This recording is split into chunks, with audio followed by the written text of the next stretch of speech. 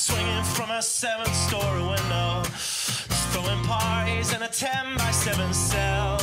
It's astounding the lengths I'll go to convince the whole damn world I don't need anybody's help. Yeah, I am waving while I drown. Don't bother swimming out to save me, I will only drag you down. I'll try to use your body as a life raft, cause if there's room enough for one, there must be room enough for two. I'll sail the good ship you into the sunset, sipping on savory water till my liver turns blue. Sha-na-na, sha-na-na-na-na-na-na-na.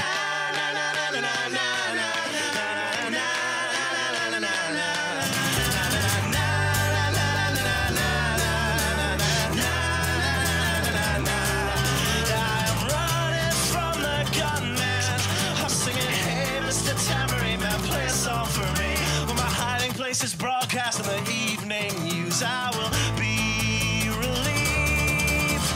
La, la,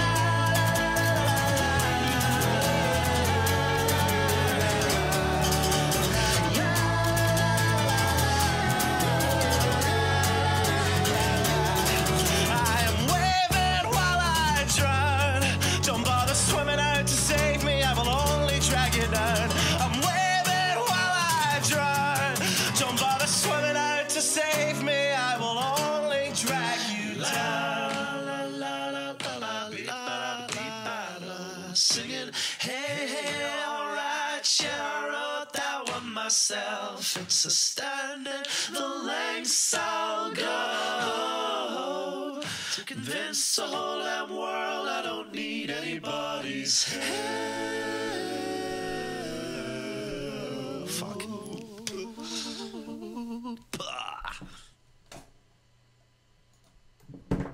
All right, put down your pens, put down your pencils, step away from the keyboards, and settle in for this week's episode of the Writer's Block.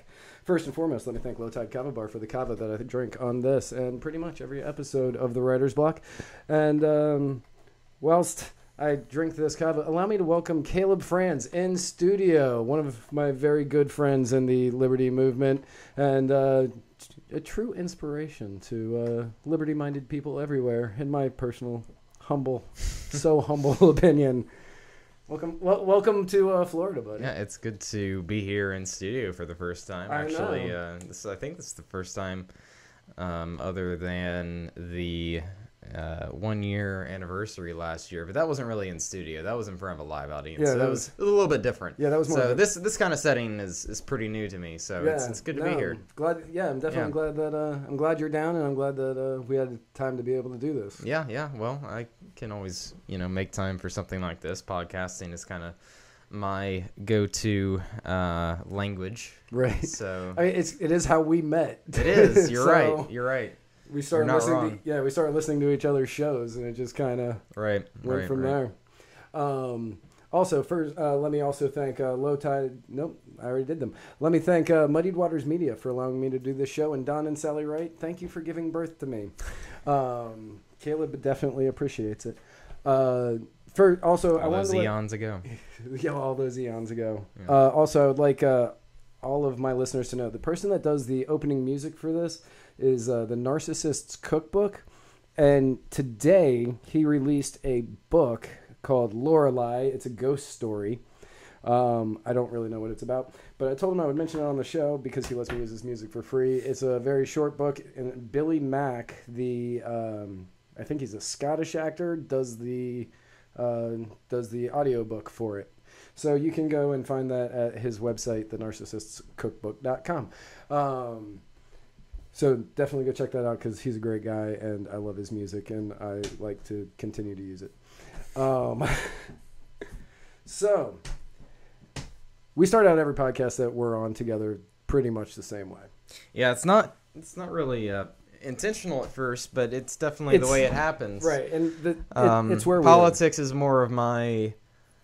It's more of a second nature to me, not necessarily a first nature to me, because my sort of go-to entertainment, basically. That's sort of in the entertainment field, specifically in movies and television, in regards to like comic stuff and things like that. That's where I I really shine outside of Liberty and everything. And I like to mix the two together, but and that's kind of where we usually mesh a little bit. So that is, we definitely pop culture was kind of where pop culture is we met over politics but bonded over pop culture. Yeah. And I think there's a really healthy you can't really understand one without the other, and it's really important. Like Star Wars, for example, a friend of mine, Stephen Kent, he has a show that's all about it's all about Star Wars and politics and how they kind of merge and reflect upon each other. And I look at pretty much most pop culture like that, especially in the realm of like Marvel, for example. The MCU is a great example of this, whether it's the surveillance state in Captain America, Winter Soldier. The sort of divisive nature and the debate between government oversight versus personal choice is a great theme in Civil War, and even in Infinity War you have the idea of making sacrifices for the greater good versus all life being precious and all life mattering. And also, of course, Civil War was a couple years ago, and it was all about division, and Infinity War is all about unity and getting back together, which is very reflective of the current state of political nature. Or at least it's reflective of what we wish the current state of political nature is. I was going to say, which part are we in? Because it doesn't feel like... I feel like we've been at the Civil War portion of the Marvel story arcs for at least 6-7 years now. Yeah, and I mean, I have mellowed a little bit on... I used to be a lot more catastrophist on a lot of things, like, oh my gosh, we're all going to hell and everything is, it's just going to be terrible. But we all are going to hell. You might be right about that, but I'm a little bit more optimistic nowadays, especially because the more I look at history, and the more I see things and the trend that they go, things work out. It may go through a really bad rough patch, but it still works out. Right. And I think even in the last MCU film, that's essentially exactly what happens, to the dire extent that it does. And man, I don't want to give away any spoilers for the 7 people. I was gonna say who hasn't seen that movie, and if you haven't, just like don't watch this episode until you've seen it. That's it. And I was gonna say this one's gonna be filled with spoilers of a lot of movies. Yeah, so I think it should be, without question, that this is going to be a spoiler-filled episode for really anything that you might care about, because if it's pop culture related, we're probably going to speak about it to some extent. Just to clarify, like last night I went to go see the new Bradley Cooper, Lady Gaga movie, A Star Is Born. I will not be giving away any spoilers on that movie. Right. But if it's out on DVD now, right, you've had time. Exactly. So I think that's a pretty good gauge. Like, right. If you have had time, or if it's still in theaters, then it's like, okay, fine, no spoilers. Or at least if it's one of those movies where it's like, everyone's going to try to go see it on the first weekend, and if they can't, they're definitely going on the second weekend, kind of like Infinity War was. Right. Then that's circumstantial, but like most of the things we're going to be talking about here. Oh yeah. Already past that phase. So yesterday, I believe it was yesterday. It was yesterday or the day before yesterday. Mark Ruffalo appeared on Jimmy Fallon, and he said the name of the new Avengers movie. This all turned out to be this huge publicity stunt, because people in the audience were saying that when he said the name of the movie, but they beeped the audience. Like they bleeped it in the studio. Oh, really? No, Yeah, I so didn't. I didn't hear that. Yeah, so nobody in the studio could even hear what was. I honestly, I wouldn't be surprised by the way that was. By the way that was set up, if like they were like, all right, guys, here's what we're gonna do. You all know that Mark Ruffalo like spoils everything, so we're just gonna make a big gag out of it. Right. And then he's just gonna say something, and then you all are gonna react like he said the name, and then he's gonna proceed to tell the story to explain the plot, and then you all are gonna react like he explained the plot, and I would not be surprised if that's indeed what happened. But Right. it was a fun little bit. And then one of the Russo brothers, I'm not really sure which one. I think they have a joint Okay, account, so maybe it was the Russo brothers because they're joined at the hip. Yeah, pretty much. They went on to Twitter and they said, "Mark, you're fired." And he was like, "No, can we talk about this?" And then people were arguing about it in the comments over whether or not he should be fired for this publicity stunt. And then it was in those comments that you kind of found out, oh, no, this was definitely 100% of publicity. Yeah, nobody fires The somebody on Twitter. Like, right. They might get fired because of Twitter. Right. But they don't get fired on Twitter. So right. So yeah, that's a pretty obvious right. That's a pretty obvious indication that nothing terrible is going to happen. But it is a good publicity stunt, and I think it's a good indicator that fairly soon we will find out the name, and hopefully some first looks, because I believe they are pretty close, if not completely wrapped up with all of their. Because if you don't know, unlike the other Avengers films, which are like 3 years apart, this one's going to be, since it's kind of basically it's basically like a 2-part film. Yeah, I was gonna say it's just a continuation. Yeah, they tried to. Did you ever hear about why they chopped off the Part 2, Infinity War Part 2?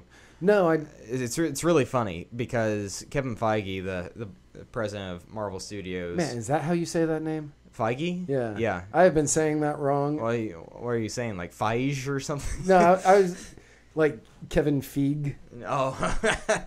No. Kevin Feige is basically like, well, we wanted to make sure all of the attention was put on Infinity War, the first one. So that way people aren't going to be looking at it like a 2-parter, and they're just going to be focused on everything that's right in front of them.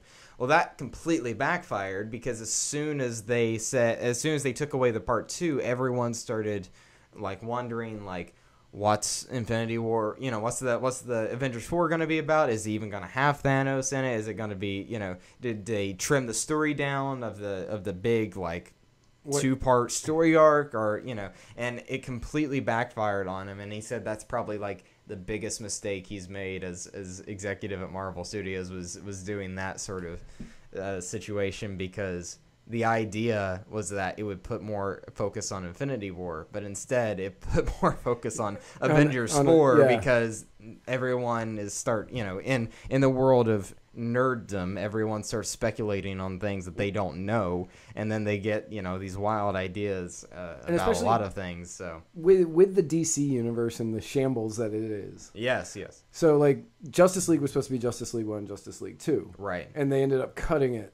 Well, they completely cut the second movie. Right. They didn't just like, okay, it's not going to be a 2-parter. We'll still have this other film though, which is what Avengers did, even though it's still going to be a 2-parter. Right. But with Justice League, they were just like, okay, maybe we're not doing this right, so we're just going to make this a one film, because it was supposed to be like the second part was supposed to be coming out like this year. Should have been And and it was supposed to be like kind of competing with Infinity War, which is a bad idea. Oh, so from the get-go, like that something is amiss in their formula when Batman versus Superman, the two most popular characters of all time, budges for Captain America 3, like at that time it wasn't even called Civil War yet. Whenever they moved it, it was just Captain America 3.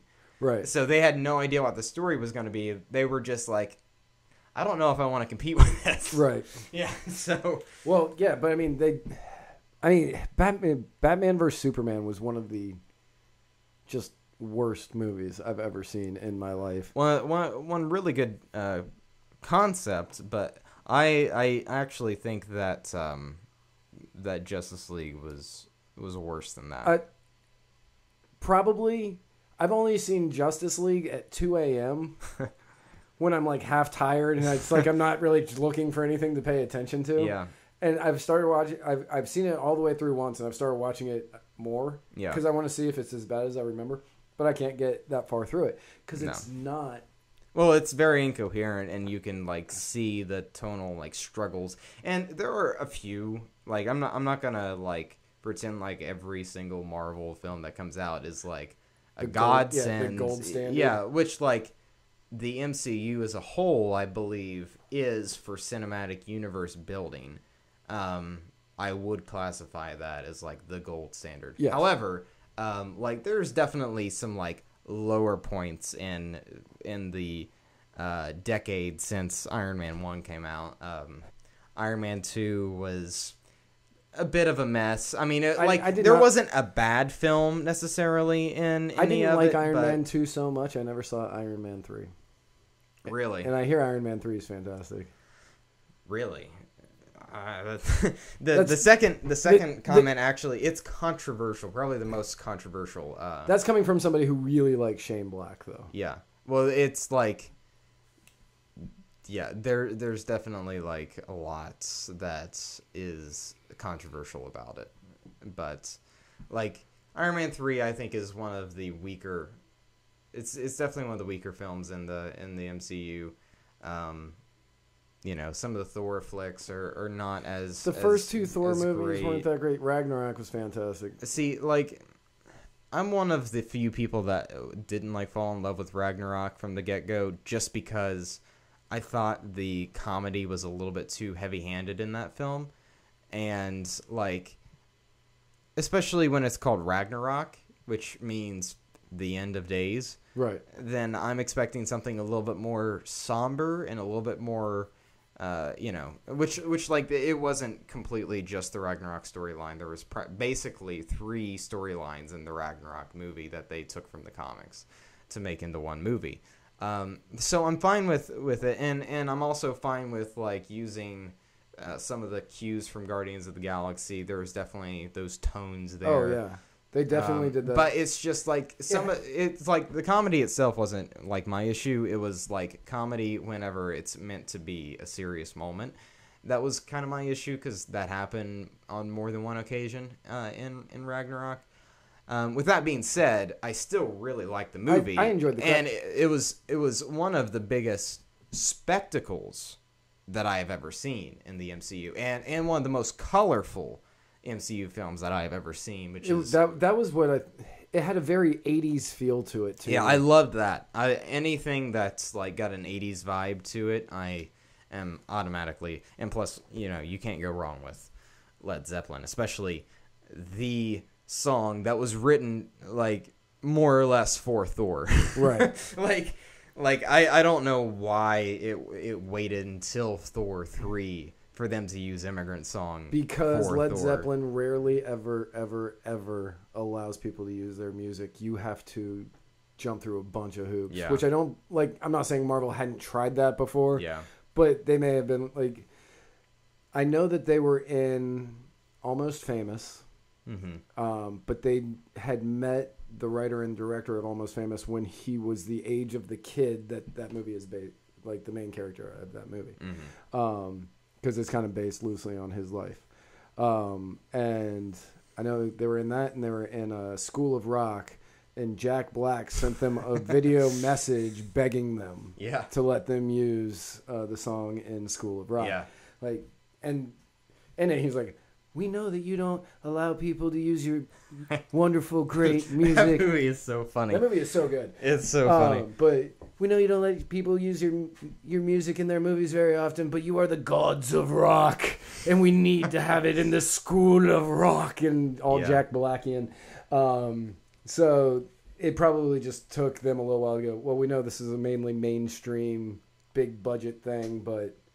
Well, it's to the point now also with the MCU, and, you know, for clarification, like, not every movie that has a Marvel tag is in the Marvel Cinematic Universe. Like, there are legal issues like the X-Men that are now being worked out to where they're soon going to be included in the MCU after Disney finishes their buyout of Fox, which passed, by the way. Everything's a done deal in the United States. They're just like going around the rest of the world to make sure. So it's happening. Like it's basically it's not a matter of if anymore. It's just like whenever they get the final go ahead from the rest of the world markets, basically, or the governments of the world, because they've passed like all the board stuff and their, you know, internal stuff. So it's just government laws that they're trying to work around, which everything looks to be going appropriately, so that's fantastic. No, that's gonna be great, because I've always liked the Fantastic Four since I was a little kid. I have too, and that movies have been a letdown, to say the least. They had that one Fantastic Four. I didn't even watch the last one because I knew how bad it was going to be. Awful. And Fan Four Stick is just disgusting. Yeah, they had that one movie in the '90s from like Roger Corman. Yeah, but I don't count anything like pre-Blade. Me neither. I mean, that movie was terrible too, but it was still better than the Silver Surfer movie. Yeah, I don't really count anything pre-Blade in Marvel as. Yeah, I think that they were just doing it because they had the rights to it and they needed to make a movie. It's like the Captain America movie from like the early 90s, if not earlier. I don't even remember whenever that was. Yeah, I didn't even know about that one. I'm certain it's awful, and I can't wait to see it now. Yeah, it's one of those movies that's like put on Sci-Fi Channel just cause. Just cause. Yeah, right. Yeah. So you know, awesome. Yeah, what Marvel has been able to do with this universe it's just amazing. Yeah. Well, one of my favorite things, and getting back to like. On what we started this show on, is that Marvel, I think, is really the king of telling good quality stories and putting character first, and having a really well organized plan in the big picture, but then. It's kind of chaotic in a very productive way. It's sort of organized chaos in the film to film department. So because every like director and everything they have a lot of liberties. There are some things that Kevin Feige wants to include in it that gets included in it. But broad picture, you know, as long as it doesn't do anything that's like outside of the legal realm of possibilities, like including characters that they can't legally include, they're pretty much good to go. And even sometimes that you know, things can get worked out. Right. I mean, that's how Spider-Man. Well, I was gonna go more like that's more of a very special case. Right. I was gonna go more with Ego, because that was technically a Fox property in Guardians of the Galaxy Volume 2. Yeah. But they got him and traded Ego off for I think it was Negasonic Teenage Warhead in Deadpool. And that way they could have like a trade-off, and they both sort of benefit from it, because obviously MCU is not going to use a character like that anytime soon, but Fox definitely could have. Right, which obviously they did. Right, and they did, yeah. So that, I think, is one of the really, like, it's a lost start, the ability to tell a really good story. It really is. I think that, you know, Star Wars does it really well. I think Marvel does it even better than Star Wars. Star Wars does it pretty well if you take the prequels out. Well, the prequels I don't Count. consider. Well, I mean, I do, but I mean, like, consider Revenge of the Sith the prequel that I count, and then I consider the Clone Wars. I consider Episode 1 Star Wars' first anthology film, because if you look at it, that's basically what it is. Yeah, it has nothing to do with anything with the core franchise. And if you say, like, well, you know, it introduces Anakin and Obi-Wan, well, yeah, you can say a lot of the same, like, themes as Rogue One, basically, because, you know, that shows you how the Death Star actually, how they got the plans and all that kind of stuff, and it sets up A New Hope. And in the same light, Episode 1 kind of sets up the Clone Wars. So really, I consider Episode 1 more of Star Wars' first unofficial anthology film, so I don't count that one too much. And everything before the Battle of Geonosis and Episode 2 is just like garbage, a waste of time. Yeah. Except for some of the Jango Fett stuff, because that's pretty great. But it's still more anthology than it is like core story. Right. No. So, but like, I think 3 is just wonderful. Like, you know, I get a lot of, it's kind of campy on some things, and I get that, but Star Wars has always been campy. It's I get a lot of flack from people, from Star Wars purists, because I really like 3. I love 3. It's wonderful. It is probably my second favorite Star Wars film. What's your first? Empire. Okay, and then 3, huh? Yeah, and then Sith, because especially the last act, you can't. That last act's great. You can't get any better than that. When when you think of Star Wars, you think of Vader and Luke in Episode 5, and then one of the next things that I come to mind is Anakin and Obi-Wan in Episode 3. Right. You know, that it just like the pure emotion behind everything. You can feel all the build up that like this is it's the true test between master and apprentice and student and teacher and brothers, and it's got great it's got great themes and great metaphors in it for a lot of current well, at the time it was current. At the time, right. Yeah, well, which it still kind of can be current, but you know, but like 3 I thought was great, except for like there's a section of it that I think is like whenever Anakin and Padme are just staring off in the distance.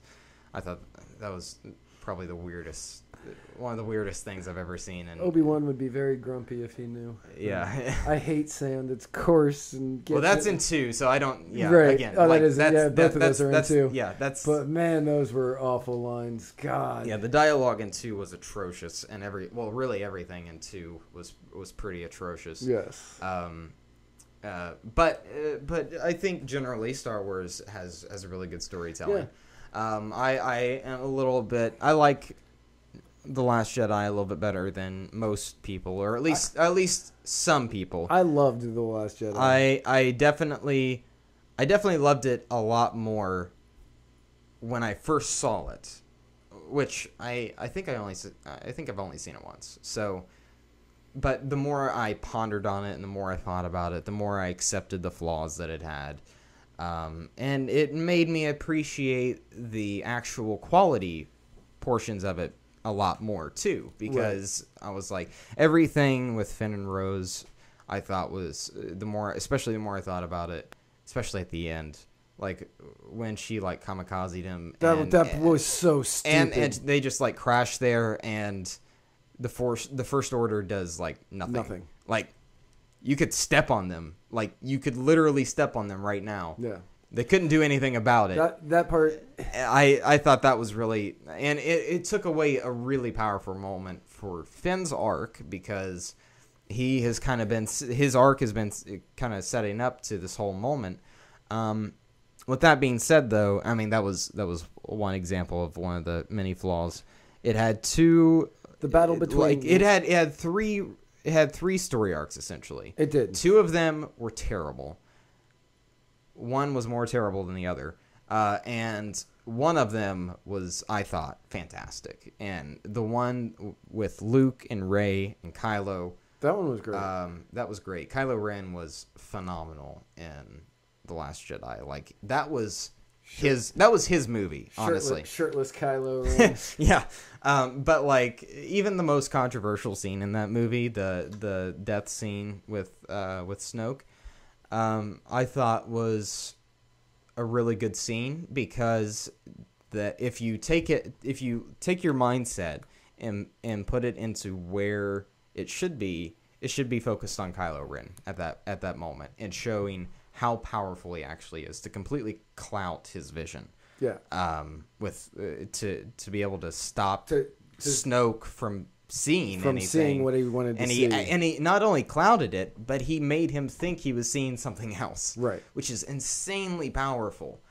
That I thought was really well done, and then the lightsaber fight that ensued afterwards was one of the most fun, one of the most fun sequences in Star Wars history, as far as I'm concerned. But between that lightsaber battle, just that entire thing was amazing. Yeah, where they're both going for the same lightsaber, and it's like, yeah. God, that scene was so good. Yeah. Between that and the scene where I forget that woman's name. Holdo, where she flies through the destroyer. Yeah. That was one of the most powerful scenes I have seen in any movie ever. Like, dead silence.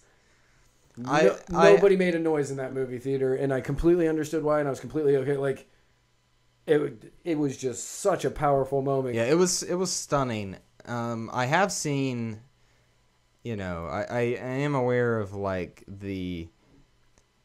not really the controversy, which the whole movie was a controversy, so it kind of is a controversy. But the dilemma that scene created, I understand to an extent. Like, why would you need a Death Star when you can just light speed through anything? And I can kind of see that to an extent. I do think that you're just kind of like wasting ships, if you're doing that kind of stuff. And but I do give a little bit of credence to that. But it's still one of those scenes where it's like, I consider that almost like a nuclear bomb, where it's like you don't want to use it. You very don't want to do it. Yeah, right. There's only been 2 nuclear bombs dropped in in world history. And right. Only one light speed through a Star Destroyer. So I assume, and I don't want to like make assumptions too much, because obviously any sort of assumptions, especially in the Star Wars universe, that you make, it is likely to be dead wrong. But I think that it's reasonable to assume something like that. It's not something that you want to waste resources on. It's not something that you want to use too often because of how powerful it is. Like, especially if you look at the damage that was created whenever she went through the singular ship, and it split the entire fleet in half. Yeah. If you did that with a Death Star, the sort of ramifications that would ripple through space at that time would be much greater than anything. Like, the calamity that it could create would be much greater than anything the Death Star would do, as in a very targeted, very specific atmosphere that the Death Star is, or Starkiller Base, likewise. So I think there's a little bit that people might be overlooking with that. So it's a little bit more complicated than I think most people are giving credit for, but I do see at least part of the dilemma that it certainly created whenever they decided to do that. I still loved it though. Yeah, still my favorite scene of that movie. I do think that Star Wars is starting to realize that they aren't doing things like Marvel. And Marvel has a grand plan. And then within that grand plan, people can kind of do whatever they want. And they have artistic liberties and everything like that, yeah. Whereas I think Disney Lucasfilm, I should say, because they're all under Disney. But Lucasfilm, I think, kind of assumed that they should use everyone kind of having their own little niches and everything like that, and using that within their core storyline, which was a mistake, I consider, and not having a grand plan, which was their other mistake. If they had a grand plan and be like, okay, this is what has to happen, and it's few and far between, now you fill in the blanks. You fill in everything else. Then I think it could have been a much better film than what we got. Because I know that they gave Rian Johnson a script, and they said he read it, and he was like... I will say, though, I am holding out my final opinion about The Last Jedi, because it could be a lot better than what I think it is, or it could be a lot worse than what I currently think it is. Based on what Episode JJ, 9. Yeah, based on what JJ... Because you can't look at this as The Last Jedi. You have to look at this as the 8th piece, or really, I would say the 3rd piece and the trilogy, but the 8th piece and... The second piece. Yes, the second piece in the trilogy and the 8th piece and the saga. Right. So until that story arc is closed, then I am not giving my final verdict, which won't happen until next December. But as for right now, I definitely see the flaws of it, but I also definitely see the merit of it, which is more than what I think some Star Wars fans gives credit for. So like you, I've only seen it once. Yeah. And I haven't taken the time to like go back and watch it again. But I've spent all of my time constantly defending it to people who disliked it. Well, I also don't like over watching movies too much. Not since I was about 7. Well, it's just like after I want to like sit on things and ponder on things. There's a few films that I'll go back and watch almost immediately because it's just like so overload, and I'm just like, I have no idea. Like Infinity War, I was just like, what? Like, where do I even go from here? Right. So you have to go back and like and sit and watch it. You have to take that one back in again. Yeah, that's true. With and The Last Jedi was almost like that. I almost did go back and watch it, but I still haven't seen it for a second time. But I am pretty confident about where I am currently on it. And almost all of the recent Star Wars movies have had, I wouldn't say poor rewatch ability, but it definitely, like, the first time you see it, you get all giddy and, you know, rose-eyed, and because it's Star Wars, and Star Wars is an event, you know. It is. Every time it comes out, it's a huge event. Right. Now, I think that Rogue One was probably my favorite of all the Disney era Star Wars films. I'll give you that. Yeah. But like the sequel trilogy, like I thought I didn't really care for Force Awakens as much. I did the first time I watched it. I was gonna say, I liked Force Awakens, but the more I thought about it, I was like, this is just a rehashing of A New Hope. Yeah, it's basically the same movie. And I wanted something a little bit more original than that because I want a new story. That's why. So.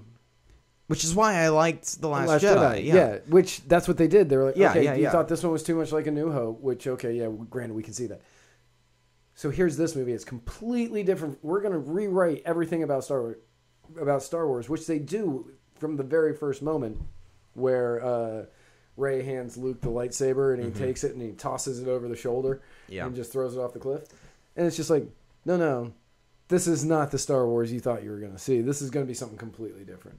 I'm fine with that to an extent. I do think they went a bit too far in some instances, and then there were just like things that just did not work at all in others.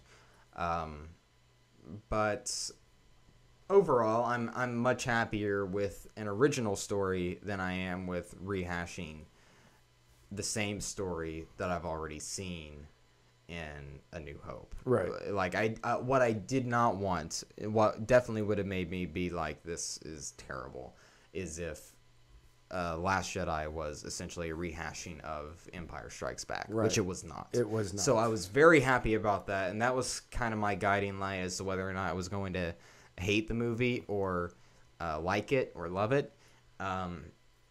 So because it wasn't a rehashing and because they did try to go for the originality aspect, I did like it. I see the flaws in it. It's not as, damn near perfect as Empire is, but it still has its qualities, and I think the things that work in it really, really work. They really worked. Yeah, so they really, really did. Well, we took up 3/4 of the show talking about that. So let's get into some politics today. Yeah. Let's talk about the meeting that happened today at the White House, and then we'll go into the wonderful meeting that happened in the White House today, and then we'll go into the actual reason I have you on. But Kanye West at the White House today.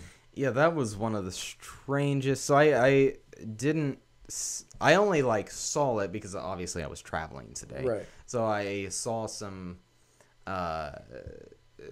articles about it on Twitter when I was checking my phone and everything like that. And I was like, okay, it's going to be strange. No matter what, you knew that was a meeting. And one of the things I tweeted today was that somehow 2019 is going to be stranger than this. I know. Because it's what happens every single year. Every year it gets a little weirder. But then whenever I actually got here and sat down and watched it with you, that was beyond anything I could have ever guessed. Ever. I don't know what happened. I don't know. It's like, boy, he started talking about parallel multiple universes and time is a myth. He started talking, and I wow. I don't know who that guy is that he was talking about that got 6 consecutive life sentences in a high security, No, that is the as for everything crazy that he did though,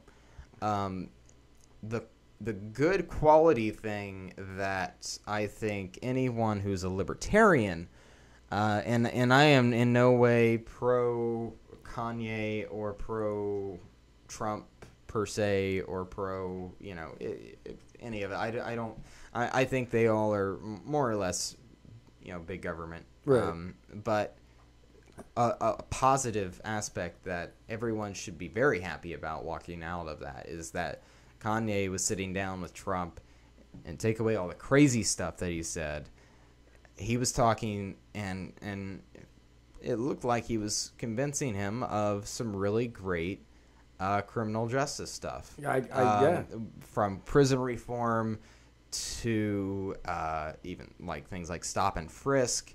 There was a lot of great things that he was talking to him about, and yeah, he definitely went off on a tangent, but I mean that wasn't even a tangent. No, well that was just a pinball. That was like an Alex Jones type rant, all over the place. All over, but somehow he tied it all back together at the very end. Right. And regardless of Kanye or Trump or anything like that, I think everyone should be very happy about the fact that, and by everyone, I do mean everyone, because I think there's very few people left in politics today who think that criminal justice reform should not happen. Right. They might disagree on the extent that it should happen, or they might disagree on the solutions, but Kanye was talking to him about justice reform, prison reform, stop and frisk, all these things that libertarians talk about, and he's the one to talk about it. So regardless of where it comes from, that's good. That I think is a positive. Right. And I do agree. They're like Kim Kardashian and Kanye talking to Trump about criminal justice reform. Yeah. While bizarre they're the two. I never would have thought that this would happen out of this administration, but I really do think now that criminal justice reform in some capacity is going to happen before the 2020 election. Yes. I do think that. I don't know if it's going to be like the libertarian version of criminal justice reform that or at least a portion of it. Like, I don't know if the legalization of marijuana is going to be included in that. It might. It very well could. So did you see that they... Yeah, I know Trump is like, he said something about like, yeah, I might even override Sessions on this. Well, no, they something came out today that they just opened up public comment for rescheduling. Yep. And then something came out where they were announcing some federal cannabis act that is just going to be going over. They haven't said what it is. Well, you see, that's the thing is like everyone knows marijuana is going to be legalized at some point. It will be. It will be sooner rather than later. It will be sooner rather than later. It's a matter of, is it going to happen with this sort of sweeping criminal justice reform, or is it just going to be sort of a thing that's like on its own? Right. And that I'm not sure about. I don't know if it's going to happen before 2020 or after 2020, because that could really make an impact. If he's smart, it would really make an impact on his election if you're just talking purely in politics. Right. Let alone, the amount of lives it would actually improve. So that is one of the things that I definitely did not see coming when Trump was inaugurated. No. And I still have an overall negative opinion about Donald Trump, but when giving credit to where credit is due, this is one of the best things. And really, this goes beyond Trump, because this is one of the things that even the Senate and the Congress and the House have been saying, like, yeah, I think that we're going to do this. Like Mitch McConnell and Paul Ryan have been saying this too, and that really surprised me too. So I think this is the time, more than ever, to finally get something to happen. Right. And if it's Kanye going up there and convincing him to do it, if it's Rand Paul going up, it really doesn't matter. As long as it happens. As long as it happens. Yeah, I don't care how it gets done, as long as it gets done. Right. But I probably should have asked you this beforehand. Speaking of criminal justice reform, you have a new project you're working on. So, in case you all didn't know, I am the founder and executive director of the newly founded organization called the MilLiberty Initiative, which is based on my show. Well, it's not based on my show, but it's sort of spurred out of, it's a natural growth from my show. And it is all about the proper communication of liberty and how to apply action to it. One of the first things that we're going to be doing very shortly, and I'm not going to be spilling too much of the beans on this right now because it's still sort of in the works, but one of the first things we'll be doing very shortly is a project on criminal justice reform that I'm very excited about. It's sort of a market approach to it, and it's something that I think everyone can get behind. Everyone that I've ever talked to about it has said that it's going to be really good. Anybody I've talked to about it has been very enthused about it. Yeah. So we have a lot of good things in the work, and that's just this fall. Next in the spring, we have a lot of things going on, stretching from legislative stuff to more advocacy projects. That's what our criminal justice project will be. Is going to be an advocacy project, and we're trying to show people how liberty is not only a message that applies to everyone, but it's also something that we don't have to agree with everyone 100% of the time to advance liberty. That's how we advance liberty, is we agree on that one issue. Bernie Sanders and I, and this is kind of the analogy that I often like to make that I think kind of drives the point home. I disagree with Bernie Sanders on virtually everything, but guess what? Probably 90% of he agrees with me on legalizing marijuana. Right. So I'll work with him to make that happen. Right. And I will fight him every step of the way on his socialist policies. But if we can come together and move forward on the legalization of marijuana, and that's just a very sort of a broad example of that. Not saying that that's like what we're doing, but it is an example of how we advance liberty practically, and in a passing the purity test at the same time, which has always, I think, been sort of libertarian kryptonite of we always want to pit pragmatism and purity against each other, and that's not the case. No, they're not enemies. In fact, they can't exist without the other. Right. Like, you cannot have purity in your little household and talk about libertarianism and have it go nowhere if you want to be totally a total purist about it. And you can't just be a sort of pragmatist and be cutting corners and making deals, and by the end result you're not actually advancing liberty, you're advancing something much worse. Yeah, something terrible. You can't have one without the other, and that's part of the communication aspect. That's one of them that we are really trying to communicate, is that you don't have to sacrifice these things. Right. They are very much in line with each other. They, in fact, are so in line that they cannot live without each other, and that should be a positive message for not just you, not just me. Not just libertarians get the stereotype of being a very young, idealistic, white male, very, very male, it needs to be a message for everyone, and that doesn't mean we need to sort of pander to everyone in a way that we talk about our message or start selling out our values, but there is a specific way that we can talk about these things that relates to people, because we need to understand their perspective, and that is how people get to know, that's how they get to accept liberty. Because, like, with me, I grew up, and this is, I believe, the same case for you. I grew up rather socially conservative, and in some cases, for me, a little bit more with you, but neoconservative and things like that. And what sort of helped push me over the edge, and I've explained this several times, but one of the big pillars that pushed me over the edge was a speech that Rand Paul gave on the Senate floor about why we shouldn't be giving foreign aid to countries that burn our flag.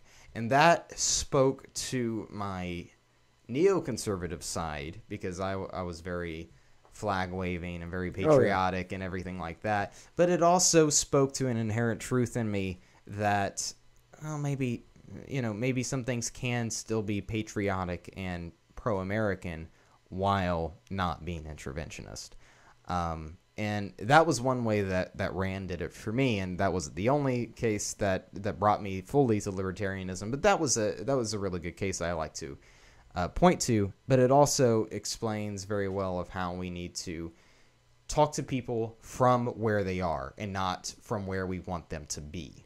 And so when you and I were first talking about this project, the MilLiberty Initiative, you were talking about some of the different projects that were kind of in store. But one of the things that you said, which I'll never forget, is you said, I want to meet with members of BLM to talk to them about criminal justice. And for a lot of the people on, libertarian and the right, members of BLM is not.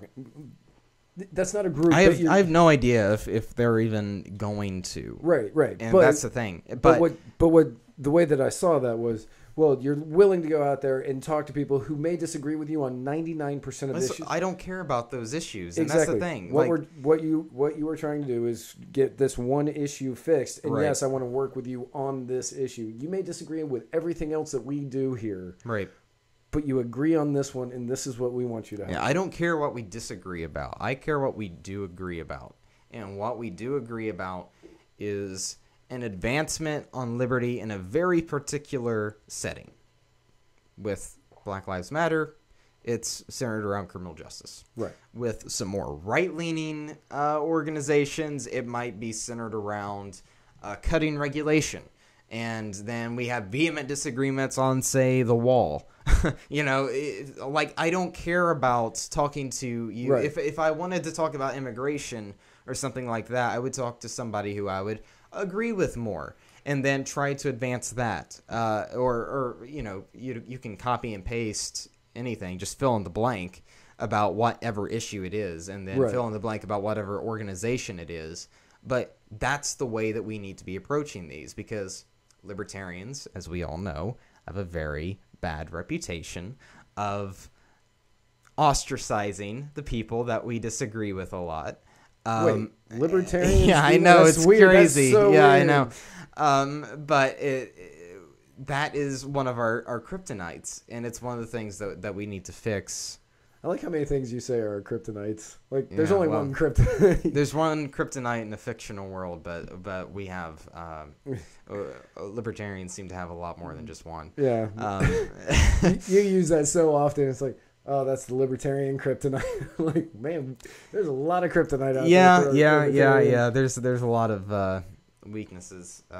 But regardless, what I was getting to is that this is something that libertarians should be leading on, because we have the right answers. We have the best message in the history of the world, the most liberating message in the history of the world. We have the most prosperous message in the history of the world. We have just on all accounts, it is the best message that we could possibly have. Yes. But we have the worst salesman. Yes. And we have to get better at that. And I agree that to some extent the product can sell itself, but you can't expect it to just sit there and expect people to be like, oh, that's a good product. Right. No, you have to bring it to them and be like, here's this product. It's great. Here's why it's great for you. You're not going to, if you were selling literally anything else in a business world, and you would be like, and you would start talking about the product and start talking about how it's great for your, rich neighbor down the street that can afford 3 boats and 2 houses, and you can only afford your single household barely while you're raising 2 kids and you're a single mom or something like that.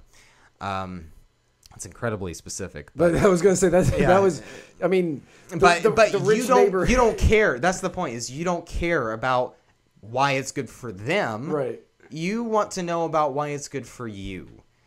And one of the things that I like to say, or that I've been saying a lot more recently, is that everything that we argue about, everything that we have as a platform for ourselves, we have to have a selfish reason to defend it and a selfless reason to defend it, because that will play on virtually everyone. Everyone. If you and you can use both of them on virtually everyone. If this doesn't connect with you, this will. And you can have another way of saying that is you can have a logical way of selling it, and you can have an emotional way of selling it. This is why libertarians need to be really good at storytelling, because no matter what the numbers and statistics and everything shapes, it doesn't tell a story. Right. And it doesn't hit an emotional chord. And it's all part in your brain. It's not like, as cold as some of us might be in libertarianism, we still appeal to emotions. You like, for example, you and I are really big nerds when it comes to, as this podcast has shown. Right, since we spent the majority of it talking about Marvel and Star Wars. That is because we have an innate ability to process stories. Right. Unlike virtually any other creature on the face of the earth. We should be utilizing that, because not only do we have the right answers, not only do we have the right message, we have the best stories that we can possibly give. There is no better feel-good story than somebody becoming free. If you have ever heard of a story from somebody escaping North Korea, or somebody breaking out of sex trafficking, or you name it, even in the realm of criminal justice, being free from having their sentence commuted, right? Having it chopped in half or just shortened. There is nothing that makes you feel better about yourself, and it makes you especially feel better because you have the right answer. It's like it it connects both aspects of your brain, the emotional side and the logical side. And whenever you only play on one aspect, then something feels missing. Right. But when you have both of it, you feel empowered. And that's what we need to be doing, is making people feel empowered. Absolutely. And the elevator speech for the MilLiberty Initiative is it basically focused on the communication of liberty to people who haven't had a chance to hear it. Yeah, basically everything that I have just said, and I mentioned this earlier, but it sort of makes a little bit more sense now that I've explained it a little bit more. Right.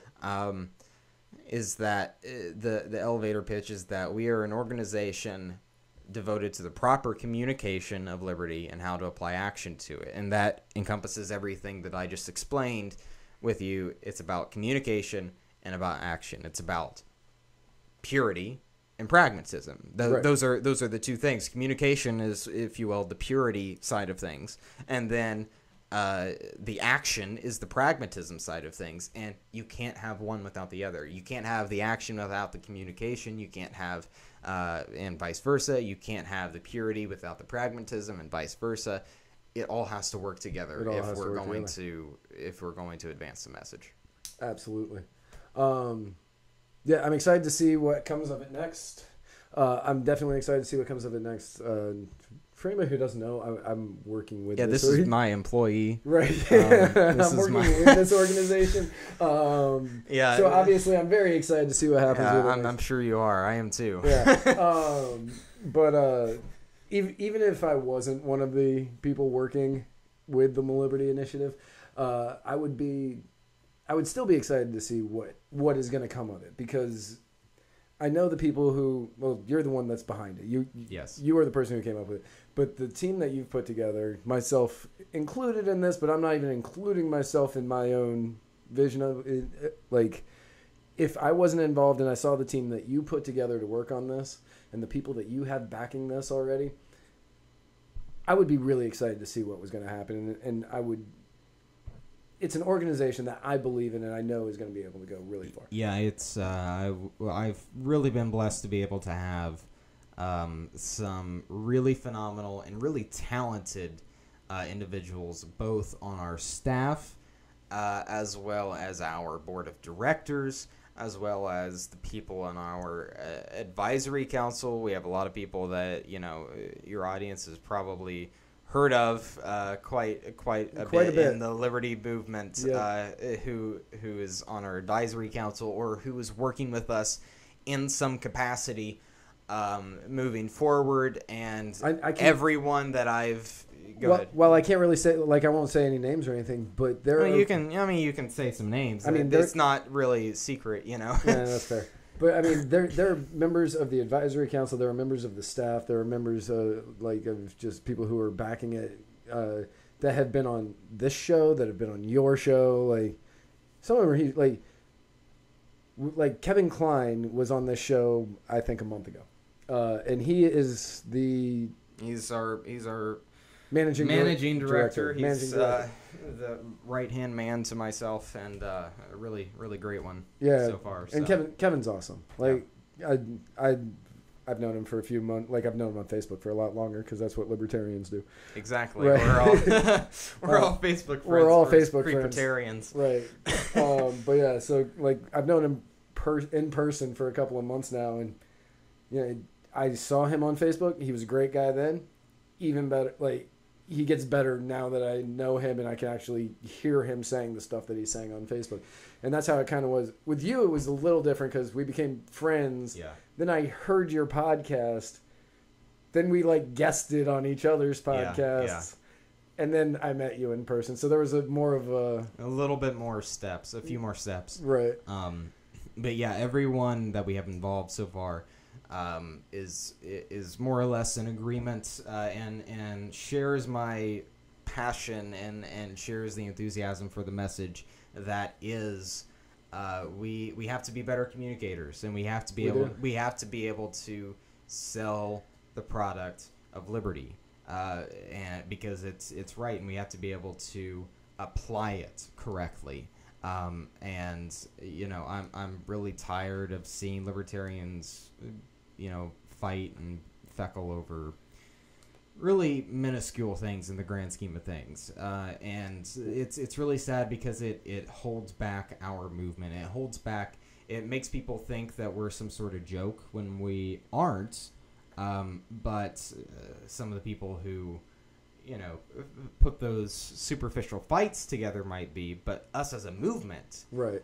We are not a joke. We have the right answer, and we need to be communicating that and stop letting the wrong communicators have that bullhorn for as long as they have, and I'm ready for us to sort of take that now. I'm absolutely ready for us to take it, because it is tiring to hear about libertarians being a joke. Yeah. And I mean, like, I get keeping your own house in order, and I get holding your own side accountable. That is 100% excuse me, 100% understandable. But a lot of times it crosses the line of, this is just, we're just housekeeping. And it crosses into, you're actually making enemies of your friends. Right. And that's what we have to avoid. Exactly. Well, you're here all weekend, so thanks for coming. But thanks for coming down and being on the show. I'm going to see you for the next couple of days. To everybody else, thank you so much for tuning in. I definitely appreciate you watching. Remember to tell your friends, tell your family about this show. You can follow us on Facebook at facebook.com/muddiedwatersofreedom. You can follow us on Instagram at muddiedwatersofreedom, or you can follow us on Twitter at muddied_waters. And you can find this in every single episode every day at muddiedwatersofreedom.com. Thank you so much, and get back to writing, because it is truly the best way to tell the best stories. I am swinging from a 7-story window, throwing parties in a 10-by-7 cell. It's astounding the lengths I'll go to convince the whole damn world I don't need anybody's help. Yeah, I am waving while I drown. Don't bother swimming out to save me, I will only drag you down. I'll try to use your body as a life raft, 'cause if there's room enough for one, there must be room enough for two. I'll sail the good ship you into the sunset, sipping on savory water till my liver turns blue. Sha-na-na, sha-na-na-na-na-na-na-na.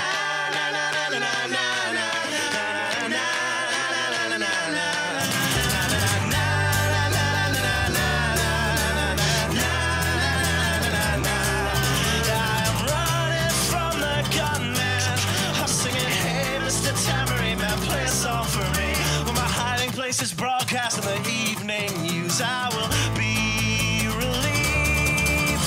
La, la, la,